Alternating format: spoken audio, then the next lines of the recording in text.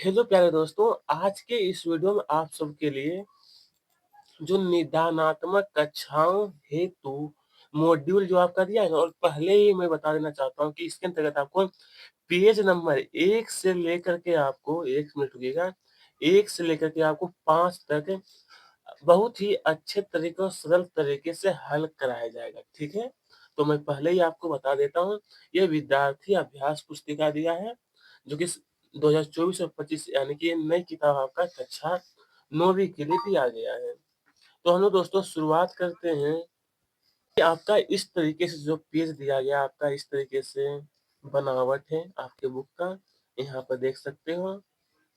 और देखिए यहाँ पर आपको कुछ बताया गया है कि आपको कहाँ से कितने जो प्रश्न का जो कहाँ से कितने प्रश्न आपका पूछे जाएँगे पेपर में, वार्षिक परीक्षा में, वो आपको यहाँ पर दिया गया है, जिसे आप लोग खुद से देख लीजिएगा, ठीक है?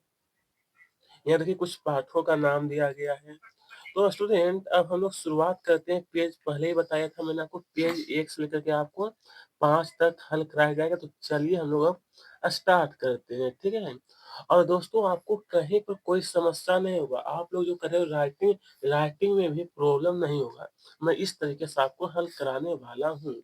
तो यहाँ पर आप लोग देखिए, तो यहाँ पर देखिएगा, तो यहाँ पर इसे कहा है कि इकाई 6 दिया है, अपठित बोध, काव्यांश और पद्यांश। देखिए यहाँ पर आपका जो प्रश्न पूछा गया है, मैं आपको हल बहुत ही अच्छी तरीके से बताऊंगा। देखिए ये जो आपका गद्यांश दिया है, इसे पढ़िएगा पहले खुद से, देखिए मैं बता क्या है, अंग्रेजी में एक कहावत है कि सत्य के बाद स्वच्छता का स्थान है। इस तरीके से स्टूडेंट आपको पढ़ लेना है। और जब आप इसे गद्यांश को पढ़ लीजिएगा, तो यहाँ पर आपसे प्रश्न पूछा है कि उपयुक्त गद्यांश का शीर्षक क्या होगा?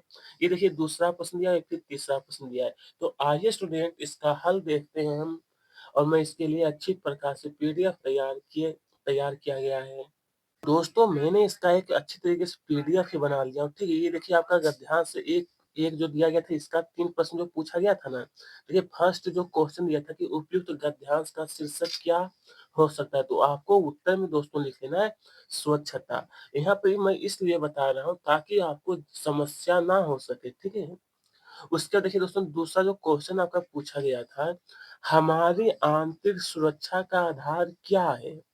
तो दोस्तों आपको उत्तर लिखना है कि आंतरिक स्वच्छता यानी सदाचार, नैतिक मूल्य, सद्विचार एक अच्छी संगति से प्राप्त होती है, ठीक है? चलिए अब देखेंगे क्वेश्चन में जो 3 आपका फिर दिया था, उपयुक्त गद्यांश का जो सारांश आता है लिखने के लिए।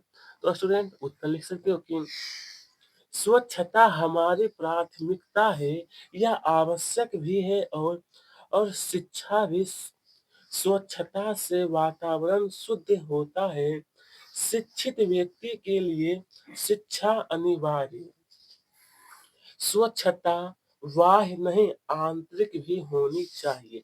इस तरीके से आपका आंसर होगा। अब चलिए गद्यांश नंबर 2 देखेंगे। स्टूडेंट मैंने इस तीनों प्रश्न का उत्तर आपको बता दिया हूँ। अब यहाँ पे देखिए, ये जो आपका फिर दिया है गद्यांश नंबर नंबर जो 2 आपका दिया है, इसे देखिएगा। जब आप इसे पढ़ लीजिएगा, तो पढ़ने के बाद जो यहाँ पे प्रश्न पूछा है कि उपयुक्त गद्यांश का शीर्षक गंगा, यमुना तथा ब्रह्मपुत्र। और ये तीसरा जो क्वेश्चन देखिए यहाँ पे दिया गया है। चलिए तीनों का आंसर देखते हैं। तो स्टूडेंट यहाँ पे देखिए, ये जो प्रश्न आपका पूछा गया था फर्स्ट में कि उपयुक्त उपयुक्त गद्यांश का शीर्षक, तो उत्तर हो जाएगा हिमालय का ताज। यहाँ पे हिमालय का माउंट एवरेस्ट होना चाहिए। दोस्तों यहाँ पर आपको लिखना है माउंट माउंट इस तरीके से होगा, माउंट एवरेस्ट आपको लिखना है, ठीक है? चलिए अब यहाँ पे देखते हैं दूसरा जो क्वेश्चन आपका दिया कि गंगा, यमुना, ब्रह्मपुत्र नदियों का जनक। जो आंसर आपका होगा वो हिमालय लिखना है। क्या होगा? हिमालय। ओके।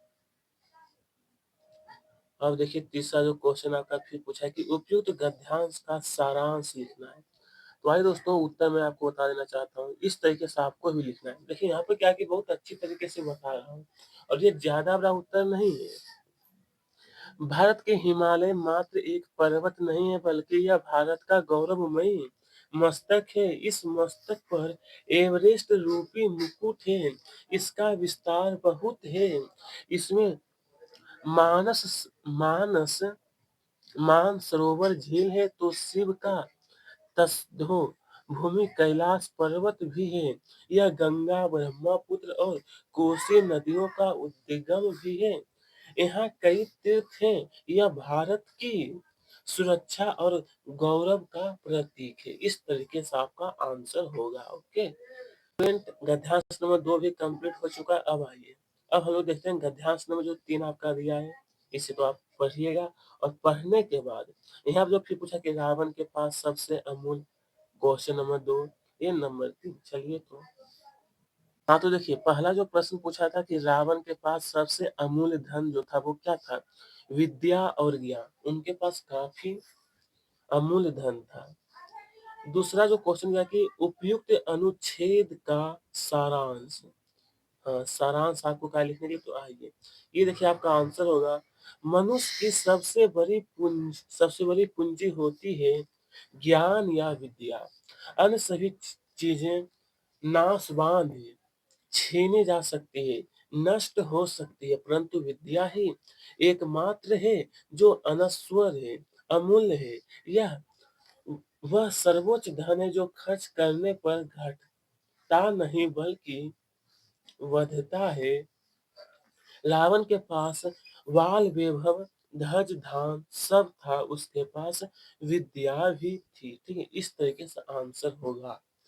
चलिए क्वेश्चन में जो 3 आपका फिर पूछा गया था कि उपयुक्त अनुच्छेद का शीर्षक, तो उत्तर लिखना है कि मूल्यवान पूंजी विद्या, मूल्यवान पूंजी विद्या। इस तरीके से आपका उत्तर होगा। आइए स्टूडेंट, अब देखेंगे ये गद्यांश जो नंबर 4 जो आपका दिया, इसे देखिएगा। और इसमें फिर पूछा है कि ध्वनि प्रदूषण, देखिए इसे भी दिया है। तो चलिए इनका उत्तर देखते हैं हम लोग, और आप लोग अच्छी तरीके से सही सही लिखिएगा जैसा मैं आपको बताने वाला हूँ। तो देखिए दोस्तों, प्रश्न जो पूछा था कि उपयुक्त गद्यांश का शीर्षक, तो उत्तर हो जाएगा ध्वनि प्रदूषण का प्रभाव। क्या होगा, क्या होगा? ध्वनि प्रदूषण का प्रभाव। नंबर 2, ध्वनि प्रदूषण क्या है? आखिरकार ये जो ध्वनि प्रदूषण है, देखिए उत्तर हो जाएगा कि ध्वनि प्रदूषण वह प्रदूषण है जो 45 डीबी से अधिक ध्वनि के कारण जो उत्पन्न होता है उसे कहते हैं ध्वनि प्रदूषण। ओके, एक क्वेश्चन में जो 3 आपका फिर दिया था कि उपयुक्त गद्यांश का सारांश, तो उत्तर लिखना है मेरे दोस्त, भारत हो या विश्व आज कई प्रकार के प्रदूषणों के कारण समस्याओं से जूझ रहा है। ध्वनि प्रदूषण भी वैश्विक समस्या है। कैसे है? वैश्विक। इस तरीके से आंसर होगा। अब देखिए गद्यांश में जो 5 आपका दिया, इसे यहाँ पे देखिए। और ये तीनों प्रश्न फिर दिया गया है कि संसार के कौन से, चलिए। और स्टूडेंट आपका जो गद्यांश नंबर 5 दिया गया था ना, इसका जो पहला पूछा है कि उपयुक्त अनुच्छेद का संभावित, तो लिख सकते हैं यहाँ पर पर्यावरण एवं जीव जंतु। क्या होगा? पर्यावरण एवं जीव जंतु। क्वेश्चन नंबर 2 देखते हैं कि संसार, प्रिय दोस्तों पूछा गया यहाँ पर कि संसार के कौन से वन प्राणी विलुप्त हो चुके हैं? तो देखिए इसका उत्तर ये होगा कि मॉरिशस का टोरो, स्कॉटलैंड का गेट ओक तथा न्यूजीलैंड का मोआ पक्षी ऐसे प्राणी हैं जिन्हें हम अब कभी नहीं देख सकते। भारत में एशियाई सिंह, चीतीदार, तेंदुआ, कस्तूरी मृग, काला हिरन, तापीर, सुनहरा, लंगूर तथा सिंह पूछ बंदर विलुप्त होने की कगार पर है। इस तरीके से आपका आंसर होगा। ओके, फिर देखिए तीसरा जो क्वेश्चन दिया कि अनुच्छेद का सार, तो देखिए दोस्तों उत्तर आपको इस तरीके से नोट करना है। बढ़ते वैश्वीकरण एवं आधुनिकीकरण के कारण प्राकृतिक और मानवीय जीवन प्रभावित हुआ है। जनसंख्या के बढ़ने से वन जीव विविधता, वन जीव जंतु प्रभावित हुए हैं। कई महत्वपूर्ण प्रजातियां विलुप्त हो रही है। अगर समय रहते पर्यावरण के संरक्षण पर चिंतन मनन नहीं हो तो इसके पूरे दुष्प्रभाव होंगे। इस तरीके से आंसर। हाँ, तो स्टूडेंट अब हम लोग देखेंगे जो आपका 6वां जो दिया ना कि देखिए यहाँ पर इस तरीके से प्रश्न रहा। तो स्टूडेंट आपका ये देखिए गद्यांश नंबर 6 का पहला प्रश्न है, उपयुक्त गद्यांश शीर्षक जो आपको होगा वो निंदा लिखना है। निंदा, ठीक है। दूसरा क्वेश्चन, लोग दूसरों की निंदा क्यों करते हैं? तो निंदा करने से लोगों के को संतुष्टि मिलती है, ठीक है। तीसरा क्वेश्चन, उपयुक्त गद्यांश तो लिखना कि निंदा मनुष्य को कमजोर और असहाय बनाती, क्या कहती है? कमजोर और असहाय, ठीक है। अब देखिए दोस्तों हमका रहा गद्यांश नंबर 7। ये देख रहे हैं आप लोग, अच्छी तरीके से देखिए और ये प्रश्न रहा आपका।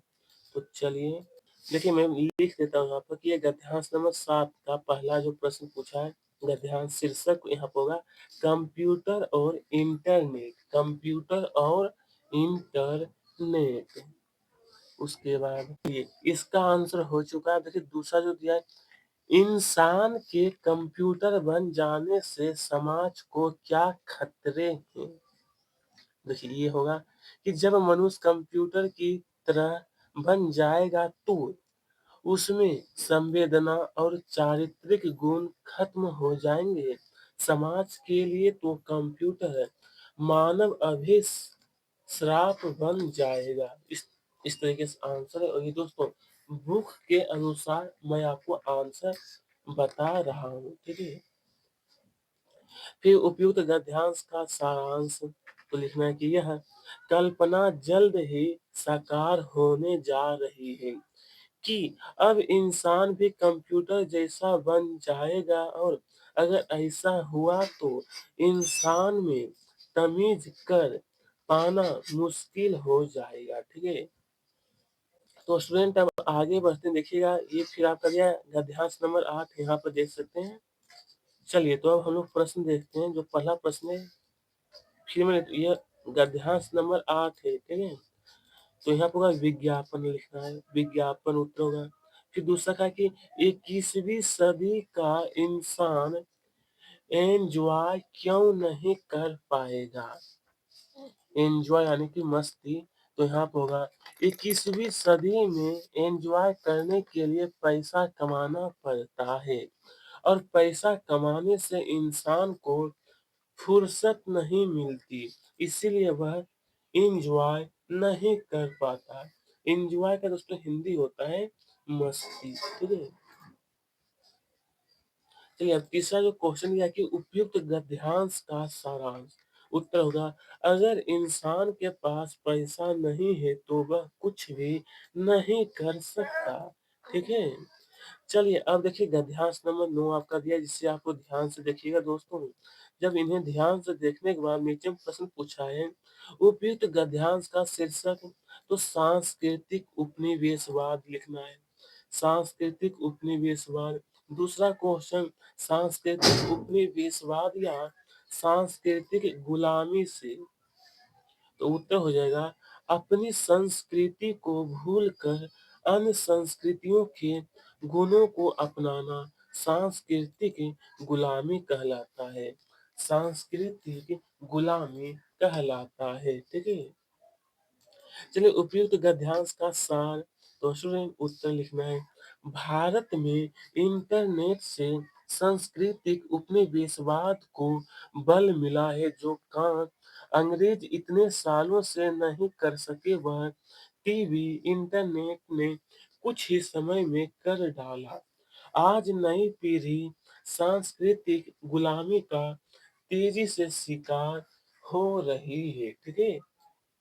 तो आइए स्टूडेंट अब हम लोग देखेंगे दिवस। ये जो गद्यांश नंबर 10 आपका है, जिसे आप लोग पढ़िएगा और पढ़ने के बाद हो सके तो आप खुद बनाने का प्रयास करिए। अगर नहीं बनता है तो आप यहाँ पर देखिए दिया है कि उपयुक्त गद्यांश का शीर्षक है तो लोकगीत लोक जीवन का दर्पण, ये आपका शीर्षक होगा। कोई भी जब आप कहानी पढ़ते हैं तो उसमें क्या होता है, पहले शीर्षक दिया जाता है। तो वही यहाँ पर शीर्षक लिखा हूँ, लोकगीत लोक जीवन का दर्पण। दूसरा क्वेश्चन, लोकगीतों की कोई दो विशेषता का उल्लेख कीजिए। तो उत्तर लिखना है मेरे दोस्त, फर्स्ट पहला पॉइंट में लिखना है, लोकगीत किसी व्यक्ति विशेष के ना होकर समूह के होते हैं। दूसरा पॉइंट, लोकगीत लोक जीवन व लोक संस्कृति का दर्पण होते हैं। तीसरा नंबर, लोकगीत प्रायः मौखिक रूप से एक पीढ़ी से दूसरी पीढ़ी को स्थानांतरित होते हैं। ठीक है। चलिए दोस्तों, आप क्वेश्चन नंबर 3 दिया कि उपयुक्त गद्यांश, जो आपका गद्यांश है उसका सारांश लिखना है कि लोकगीत लोक साहित्य का एक प्रमुख अंग है।